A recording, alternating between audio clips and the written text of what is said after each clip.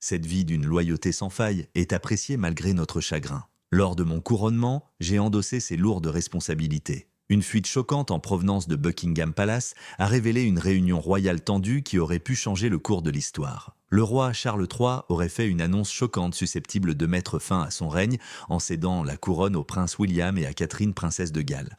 La salle est devenue silencieuse et tout a dégénéré. Un noble sacrifice ou une lutte de pouvoir secrète? Laissez vos commentaires ci-dessous car ce qui suit remettra en question tout ce que vous savez sur la monarchie. La confrontation au palais?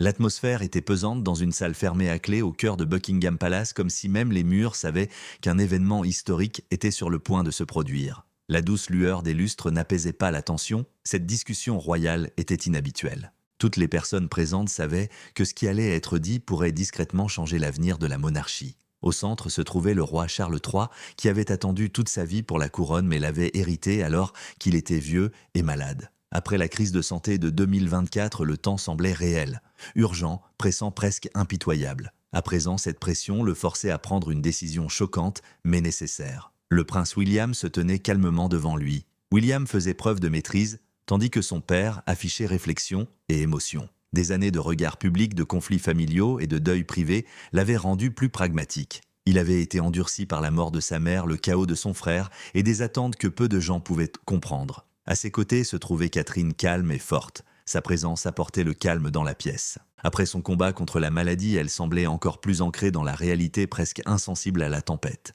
Le public lui faisait confiance en tant que symbole de continuité et pas seulement en tant que soutien. Camilla était assise à côté du roi. Elle l'avait soutenu à travers les critiques, le rejet et l'acceptation pendant des décennies. Elle comprenait ses faiblesses, ses peurs et ses fardeaux. Sa compréhension personnelle de lui était sans égale dans cette pièce. Après s'être levé pour prendre la parole, le roi se déplaça avec prudence et délicatesse. Il commença les mains posées sur la table d'une voix ferme et pleine de sens. Il parla de responsabilité, de changement et de la nécessité pour la monarchie de s'adapter à un monde qui ne tolérait plus la tradition. Ces paroles posées laissaient entendre qu'il se préparait à abdiquer non par défaite, mais par devoir. En voyant William et Catherine, il les regarda avec fierté et tristesse. Il parla de l'avenir de la jeune génération de George Charlotte et Louis comme symbole. Ce discours marqua une transition, pas seulement un discours. Alors que le moment atteignait son apogée, quelque chose d'inattendu brisa l'atmosphère soigneusement contrôlée. Camilla se leva et son expression changea complètement. Sa douceur avait disparu, remplacée par une expression ferme, presque inflexible.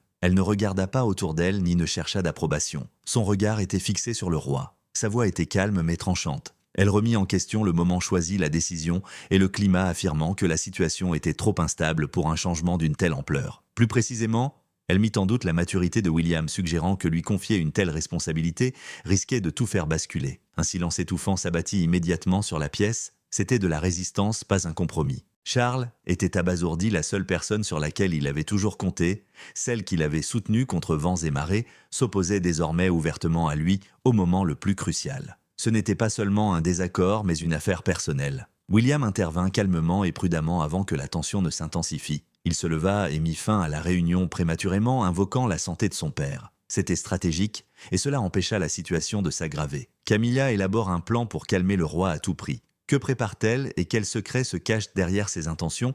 Découvrez-les. La menace silencieuse de Camilla. Le couloir silencieux de Buckingham Palace n'apporta aucun soulagement à Camilla lorsque la porte de la salle de réunion se referma. Au contraire, le silence semblait pesant et suffocant, comme si les murs avaient absorbé la tension et la retenaient prisonnière. Le roi Charles s'avança rapidement dans le couloir, mais l'atmosphère était tumultueuse. Camilla le suivait, sa posture raide et son défi silencieux, en disant plus long que les mots. L'ambiance changea immédiatement lorsqu'ils entrèrent dans le bureau privé et fermèrent la lourde porte en bois. Elle devint plus intense, empreinte de réflexion et de pensée. Charles se retourna brusquement, le visage rougi par l'émotion. Croiser les mains derrière le dos n'était pas une habitude, mais un moyen de soulager la tension. Au début, il ne dit rien, mais leur silence était plus fort que n'importe quelle dispute. La pièce semblait les observer. Le bureau était orné de photos de famille, des moments figés d'unité et d'histoire qui contrastaient avec les événements. Les papiers éparpillés et les écrits inachevés témoignaient d'un esprit qui s'était concentré sur le devoir, mais qui était désormais distrait par quelque chose de plus personnel. Charles regarda Camilla, mais détourna le regard. Il semblait distant, comme s'il la voyait pour la première fois, et non comme une partenaire ou une confidente. Pour lui, la douleur était intense. C'était une trahison à un moment crucial, pas seulement un désaccord. Il semblait que la femme qu'il avait soutenue pendant des années d'attente, de regard public et de lutte privée s'opposait désormais à lui. Il pensait que ses actions n'étaient de plus d'aucune aide. Elles lui semblaient calculées et motivées par des intentions moins nobles. Camilla garda son sang-froid tandis que Charles luttait. Sa sérénité n'améliora pas la situation. Elle l'exacerba. Elle resta immobile, le menton légèrement relevé, et se déplaça lentement. Sa posture était inébranlable. Elle ne voulait pas renoncer à tout ce qu'elle avait construit au fil des ans, à toute l'influence qu'elle avait acquise et à toutes les positions pour lesquelles elle s'était battue. À mesure qu'elle s'approchait, la distance entre eux se réduisait, mais leur compréhension s'élargissait. Son geste le plus puissant était silencieux, mais poignant. Elle jeta un regard en arrière. Elle rappela doucement à Charles des souvenirs qu'il avait tenté d'oublier. Ses difficultés scolaires, sa solitude et ses blessures émotionnelles l'avaient façonné. Aucune explication n'était nécessaire. Elle savait ce que ces souvenirs signifiaient pour lui. Le message était clair, elle connaissait ses failles. Elle connaissait les aspects de son histoire susceptibles de ternir son image. Elle s'en servirait si elle y était contrainte.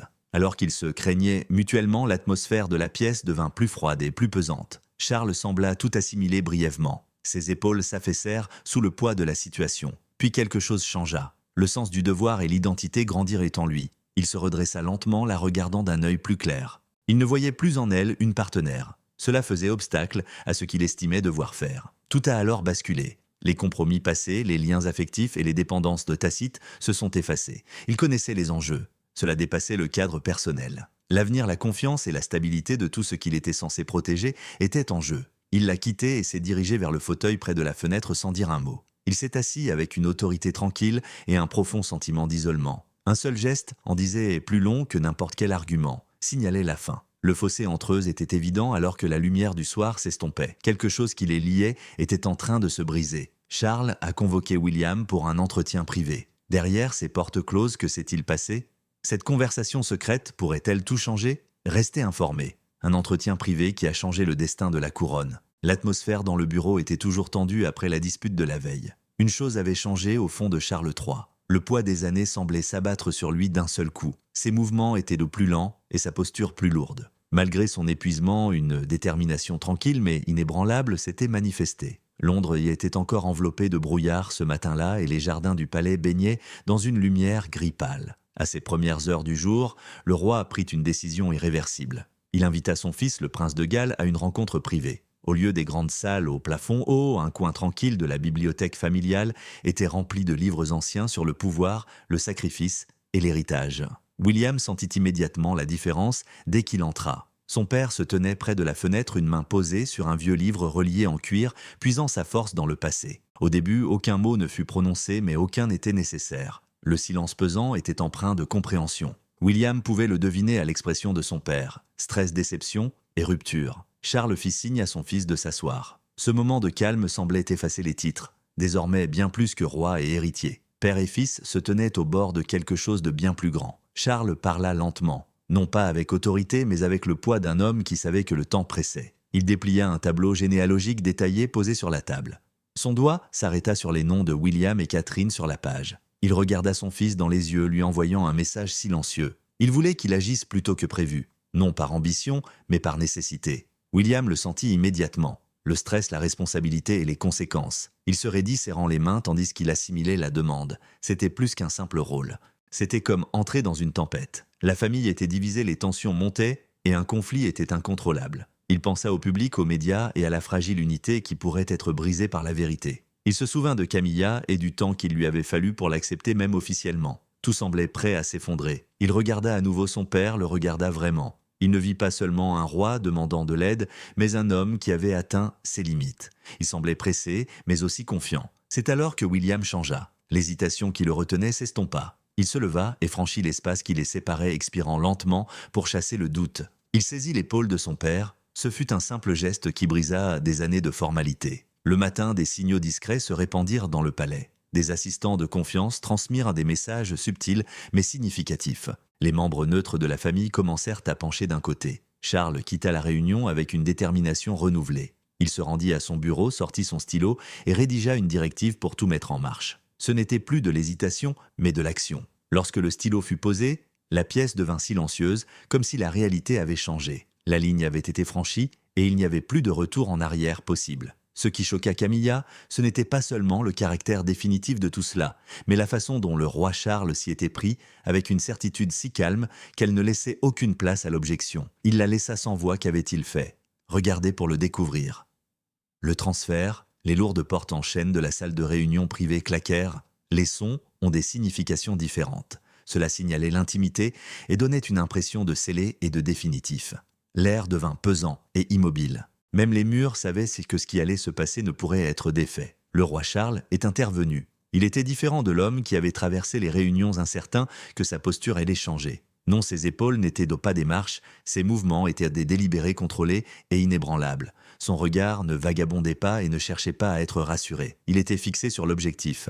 Camilla restait calme derrière lui. La vérité résidait dans les moindres détails. Elle serrait son sac à main si fort que ses jointures pâlissaient. Elle sentit la pièce changer lorsqu'elle traversa la pièce. La faveur dont elle jouissait avait changé. Les lumières chaudes au-dessus ne réconfortaient plus. Elles devinrent plus vives et plus interrogatives, attirant l'attention sur le siège du prince William et de Catherine au centre de la pièce. Ils se distinguaient par ce qu'ils ne disaient pas et non par ce qu'ils disaient.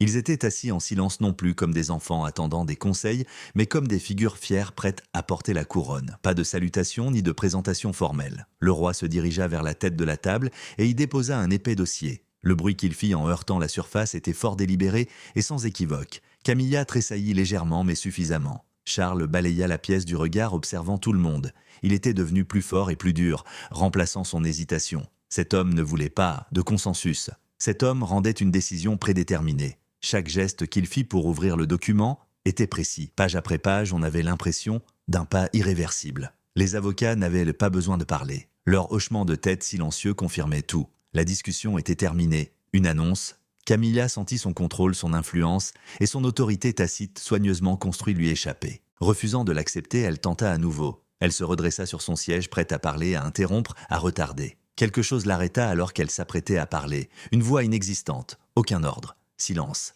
La salle ne se tournait pas vers elle, personne ne se penchait vers elle, personne n'attendait. Au contraire, tout le monde se concentrait sur le roi et William. C'était subtil, mais dévastateur. Le message tacite était clair, elle avait perdu la salle. Ce rejet silencieux l'emportait sur n'importe quel argument. Elle se laissa retomber lentement sur sa chaise. La confiance qu'elle avait soigneusement cultivée commença à s'effriter, remplacée par un regard de choc et d'amertume. Elle jeta un coup d'œil aux pages froides et détaillées du dossier. Le plan était approuvé, signé et finalisé. Elle ne pouvait rien changer. Toute l'influence qu'elle avait autrefois détenue s'effilochait devant elle, lui échappait. Le moment final arriva. Le roi se leva. Il saisit l'épaule de William avec assurance. Cela allait au-delà d'un simple geste. Cela envoyait un message clair, un transfert de devoir de confiance et de pouvoir futur. William se leva pour aller à sa rencontre calme et déterminée. Son regard exprimait le respect et la préparation. Il avait cessé d'attendre. Il s'avança. Camilla resta immobile, observant la scène de loin, et elle vit quelque chose qu'elle n'avait pas vu auparavant. Ce n'était ni de la colère, ni une impulsion.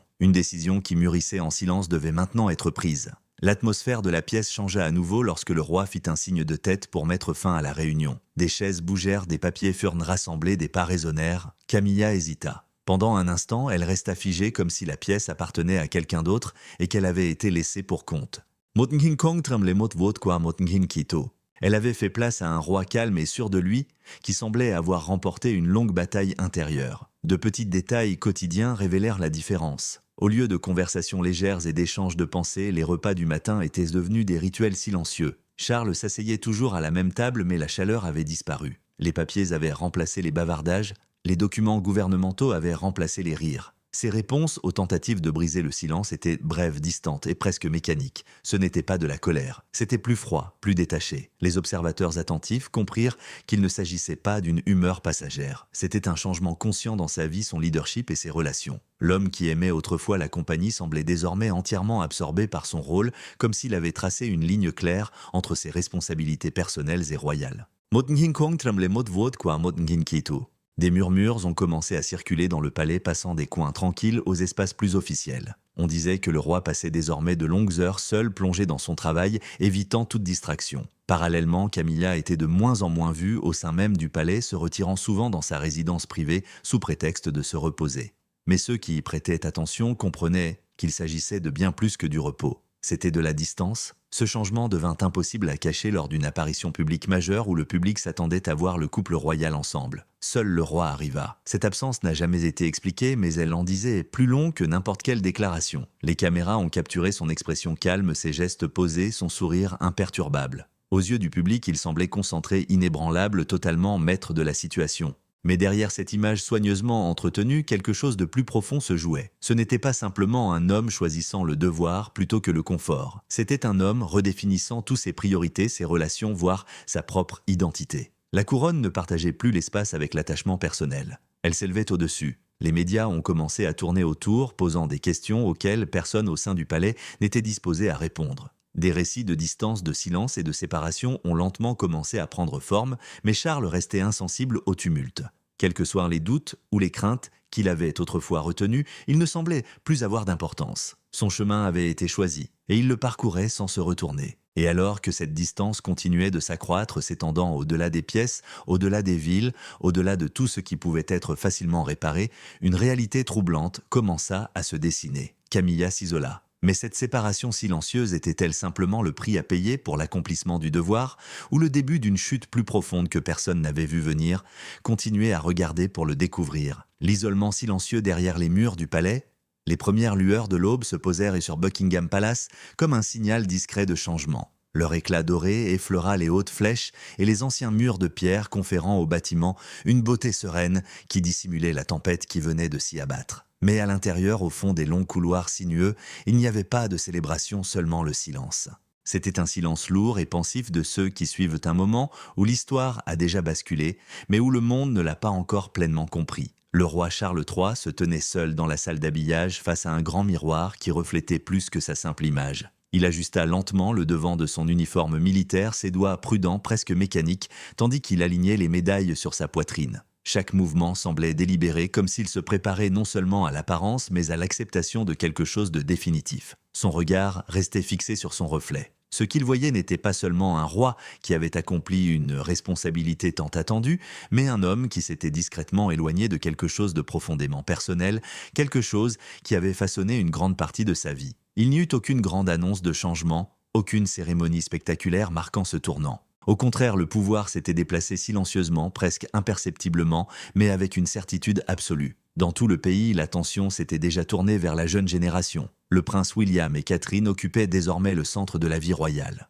Leur présence remplissait les journaux, les émissions et retenait l'attention du public. Ils n'étaient plus de simples figures de soutien, ils étaient devenus le visage de la continuité et le symbole du renouveau. William se tenait désormais différemment. Il y avait un poids visible dans sa posture, comme si la responsabilité avait élargi ses épaules du jour au lendemain. Chaque décision, chaque apparition semblait guidée par un but précis. Catherine, quant à elle, assumait son rôle avec une assurance sereine. Sa capacité à créer des liens avec les gens, à adoucir les moments formels par sa chaleur et sa compréhension, donnait à la monarchie une touche plus humaine. Ensemble, ils ne se préparaient de plus pour l'avenir, ils incarnaient l'avenir. Mais derrière cette transition en douceur, tout n'était pas resté intact. La présence de la reine Camilla dans la vie royale commença à s'estomper discrètement. Elle se retira du centre de l'attention, préférant la distance à la visibilité. Sa retraite la ramena à Raymill House dans le Wiltshire, un espace privé entouré de champs verdoyants et de jardins paisibles. Pourtant, même dans cette tranquillité, elle ne trouvait aucun réconfort. Les couloirs silencieux de sa résidence lui semblaient moins un refuge qu'un lieu d'isolement. Les jours se succédaient dans la monotonie. Il n'y avait plus d'agenda officiel, plus d'audience royale, plus de rythme régulier des obligations publiques. Au lieu de cela, elle passait de longues heures seule, souvent assise près de la fenêtre de son bureau, regardant le monde extérieur avancer sans elle. La vie pour laquelle elle s'était autrefois battue lui semblait désormais lointaine, presque inaccessible. L'influence qu'elle avait soigneusement construite au fil des ans semblait se dissoudre dans le souvenir, ne laissant derrière elle que le silence. La réalité de sa position avait complètement changé. Ce qui ressemblait autrefois à un partenariat n'existait désormais plus que dans des communications formelles et de brèves conversations nécessaires. Même le lien qui avait autrefois défini sa place aux côtés du roi s'était réduit à de la distance et au protocole. C'était une séparation silencieuse, marquée non pas par des conflits en public, mais par une absence en privé. Pour Charles, le coût de cette transformation était profondément personnel. Même s'il restait ferme dans sa décision, il y avait des moments où le poids de celle-ci pesait lourdement sur lui. En public, il restait impassible, se comportant avec la dignité attendue d'un monarque. Mais derrière les portes closes, l'absence de cette présence familière laissait un vide impossible à combler. Pourtant, il ne fit pas demi-tour. Il avait choisi cette voie en sachant parfaitement ce qu'elle exigeait. Il ne s'agissait pas seulement de leadership, il s'agissait de se mettre émotionnellement en retrait afin qu'une nouvelle ère puisse s'ouvrir sans confusion ni division. Ce faisant, il accepta la solitude comme faisant partie de son devoir. Le jour de la proclamation officielle arriva en grande pompe. Le balcon du palais devint la scène d'un nouveau départ. Le prince William s'avança, saluant la foule immense rassemblée en contrebas. Les drapeaux flottaient, les acclamations s'élevaient dans les airs et l'énergie d'un nouveau règne emplissait la ville. Catherine se tenait à ses côtés sereine et radieuse, sa présence apportant un équilibre à ce moment. De l'intérieur du palais, Charles observait tranquillement derrière les portes vitrées, laissant son fils occuper pleinement le devant de la scène. Il n'est pas intervenu, son expression calme cachant une compréhension plus profonde du fait que le pouvoir exige toujours des sacrifices. Mais au-delà de l'émotion se cache une question plus difficile. Le roi Charles suit-il véritablement la voie constitutionnelle correcte vers l'abdication en vertu de la loi? Voyons cela de plus près. La vérité sur l'abdication royale. Un roi britannique peut-il réellement renoncer au trône? Constitutionnellement, la réponse est oui, mais pas au sens strictement personnel que beaucoup lui attribuent. Le seul précédent moderne est celui d'Édouard VIII en 1936 qui a renoncé à la couronne lors de la crise d'abdication de 1936 après avoir choisi sa vie personnelle plutôt que ses devoirs royaux. Sa décision n'a pas pris effet par simple déclaration. Elle a nécessité une reconnaissance juridique formelle par le Parlement, ce qui signifie que l'État britannique lui-même a dû réécrire la ligne de succession dans la loi. L'instrument qui a rendu cela possible était la loi de 1936 sur la déclaration d'abdication de Sa Majesté, montrant que le monarque ne peut pas simplement s'en aller sans que les mécanismes constitutionnels ne l'approuvent. Même aujourd'hui, toute abdication future nécessiterait une coordination entre le gouvernement, le Parlement et la Maison royale. Le Conseil privé joue également un rôle consultatif, garantissant la continuité de la gouvernance et la légitimité lors de tout transfert de pouvoir. En pratique, l'abdication n'est pas une décision privée, mais un événement constitutionnel national qui remodèle la monarchie elle-même et affecte l'ensemble du Commonwealth. Plus récemment, les discussions sur l'abdication ont refait surface en raison de l'état de santé du roi Charles III. En 2024, Buckingham Palace a confirmé que Charles avait reçu un diagnostic de cancer, ce qui a conduit à des ajustements temporaires de ses fonctions publiques et à la délégation de certaines responsabilités à des membres de la famille royale de haut rang, dont le prince William. Cette évolution a soulevé des questions dans l'opinion publique quant à ce qui se passe lorsqu'un monarque est encore en vie, mais partiellement incapable d'exercer pleinement ses fonctions constitutionnelles. Historiquement, la monarchie britannique a évité toute transparence concernant la santé du souverain, s'appuyant souvent sur une communication prudente pour préserver la stabilité et la confiance du public. Le principe constitutionnel fondamental reste inchangé, le souverain règne en tout temps même lorsqu'il délègue ses fonctions, à moins qu'une abdication formelle n'ait lieu. Cela signifie qu'à moins que le roi Charles III ne suive la même procédure juridique qu'Édouard VIII, il reste techniquement le monarque régnant, quelles que soient ses difficultés de santé. La tension réside dans la perception où l'attente du public, quant à un leadership actif, peut entrer en conflit avec la continuité constitutionnelle. Cela crée une situation où le pouvoir semble partagé ou en train de se déplacer progressivement, même si juridiquement ce n'est pas le cas. Des sources telles que les archives historiques du Parlement britannique et les déclarations officielles de la famille royale confirment ces principes.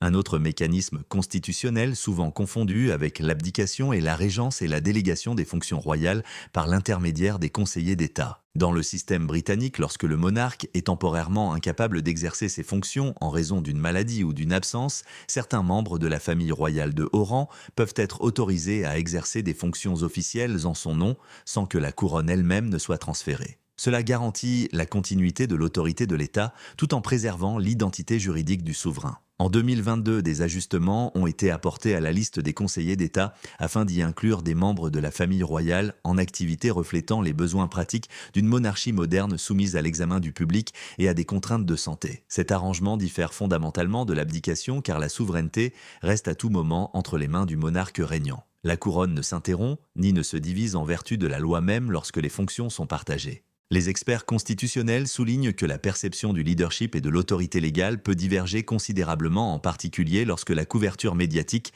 amplifie les préoccupations sanitaires ou les tensions familiales. Dans de tels moments, l'interprétation publique peut suggérer un transfert de pouvoir alors que juridiquement aucun transfert de ce type n'a eu lieu. Cet écart entre symbolisme et droit définit en grande partie le débat moderne autour du rôle du roi Charles III, de sa préparation à la succession et de l'avenir de l'éventuelle accession au trône du prince William. Dans l'ensemble des royaumes du Commonwealth, toute discussion sur l'abdication ou l'incapacité du souverain a des conséquences constitutionnelles directes, car le monarque est le chef symbolique de plusieurs États indépendants partageant la même couronne. Tout changement de statut nécessiterait des procédures juridiques synchronisées dans tous les royaumes afin de maintenir un alignement identique en matière de succession. Cette exigence structurelle rend l'abdication exceptionnellement complexe par rapport aux démissions politiques ordinaires. Les juristes soulignent souvent que la stabilité de la couronne dépend de la clarté absolue du droit de succession, ne laissant qu'une marge minimale d'ambiguïté pendant les périodes d'incertitude concernant la santé ou la capacité de diriger. Cela garantit la continuité et empêche les revendications concurrentes qui pourraient déstabiliser les structures de la monarchie constitutionnelle à l'échelle mondiale lors d'une période de transition successorale imprévue dans les différents royaumes. Que pensez-vous de la décision décisive du roi Charles pour protéger la monarchie? Nous serions ravis de connaître votre avis dans les commentaires et n'oubliez pas de liker et de vous abonner.